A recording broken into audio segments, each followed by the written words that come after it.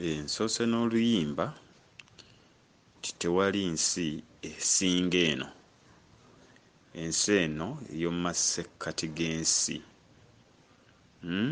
eri ku kasozi ak'emirembe mu bw'olusozi mu bwerusozi mu bw'olusozi olussa enzizi lusozi era akasozi akassa amazzi amazima akakulukutira ku nsi endala, ensi ey'owaggulu. Tewali nsi esinga eno, ensi eno nga nnungi. Kuliko n'ebitundu ebirala ebimbulaabulamu naye nga mu mwoyo nduwulira. Ensi eno yayogerwako ng'ensi eyali ekulukuta mubisi gw'enjuki n'amata, ng'ewoomerera obutakoma obutaggwaawo, nga yeetandikirwako obutandisi obulala. We tukomeddewo mu kyasa kino eky'ekkumi, ng'ensi eno yamirwa ensi z'owansi, walusinsi, ensi mu nsi, nga yagwa mu bunnya obutakoma. Abesiniya, Asi yagwa mu Abisiniya,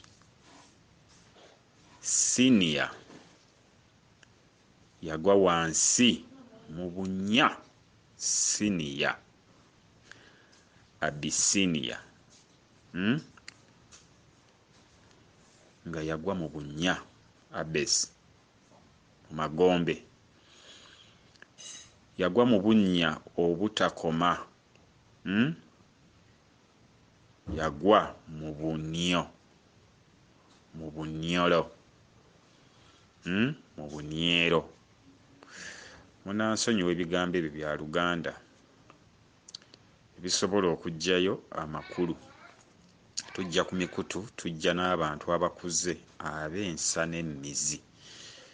Kyova nti tetuzze ku makubo kuleekaana, ate bye bigambo eby'Oluganda olwali olw'ebuziba, nanti obuzi buzibirwa. Kati bwe tubyogerako ne bwe tulowooza nti be bakulu ab'ebuziba, tusobola okubyogerako mu ngeri ey'ekikulu era ebiwa ekitiibwa, naye nga tubiggyayo okuggyayo amakulu nti ensi eno Earth eyali etuula waggulu mu kukkaanya mu nnamba 4 nga yaddayo mu 3 mu bunnya obutakoma.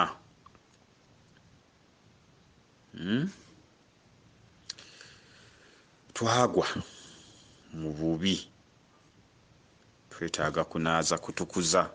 Ekyo kiwedde, kyaggwa dda era kiwedde. Kakati ensi eno mu Abisiniya mubadde mutunuulira bano ba empula baani, babadde basajja b'amaanyi. Omuggo guno gwawangwa myaka mingi, naye mu butono guli mu myaka emitwalo nga 3 nga guwangiddwa mu Abisiniya. Abisiniya nga gye guwangiddwa. Naye nga bw'ogenda okujja wano olw'okuwa ebika ekitiibwa, oluusi oleka ekika okukyogerako nga kyali wano, ne wabaawo gye kyatongolezebwa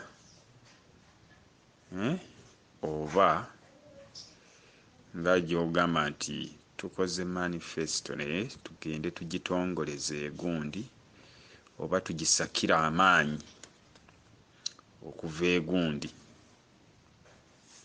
Kale olw'okuba n'ensa ekika oluusi tuyinza okkireka, naye ensi eno yali entukuvu neeva mu kkubo ery'obutukuvu ery'amazima. Baali bakabona abakulu ne bazza omuggo ogw'obuyinza ne baguggya mu kkubo ettukuvu eggolokofu ery'ebibala bya Katonda, ne batta obwa Katonda ng'omuggo baguzza ennyuma nga batuzza eruvannyuma. Si neetambula ng'edda mabega okutegeera nga tekyagenda mu maaso. Waliwo okubegerwako okutambula nti ensi nga tutambula tubegerwako mu maaso so si kubegerwako mu bufumu mabega. Si yatambula ng'omuggo ogwo guwangiddwa omuntu omukulu mu ntebe enkulu, era ebisiyaga bino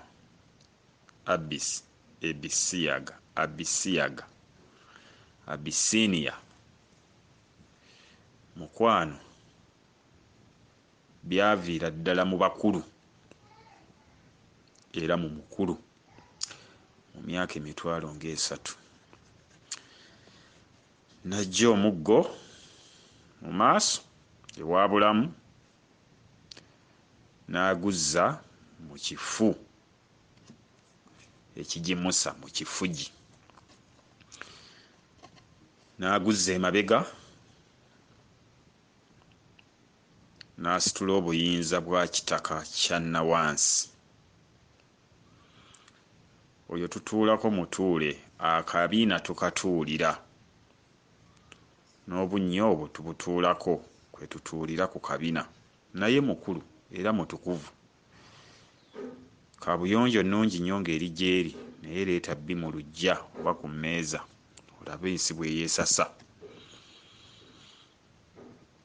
So baatusitulira omuggo gwa kitaka kya Nawansi. Omuggo ogwo nga gulimwako bulimwa mmere, obuyinza obwo bulimwako mmere. Era obusungu bwajja ku nsi,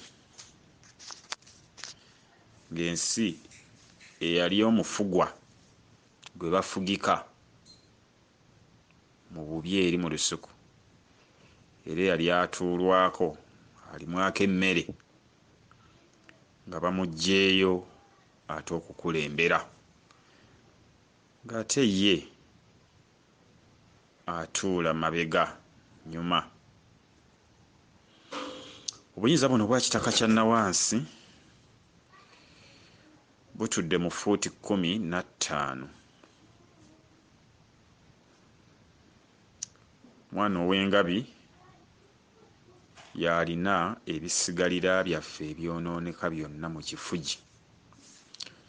Ow'engabi y'afuga, gwe tuyita lubadde lw'amaanyi, jjajjaffe mutaawe Ssekyondwa, ekyondwa y'akuuma gatekeeper, y'akuuma ow'omu bunnya mu bunye, mu bunyeero. Oyo y'amukuuma obutavaayo. Oyo y'alimwako emmere y'abaana gye balya. Jjajjaffe oyo wa kitiibwa nnyo, bukuku, wa kitiibwa, kubanga ffenna atulera. Naye ate singa avaayo ne tuba nga ye y'atulera ate n'aba nga ffe tumuleze, olaba bw'aba atutuddeko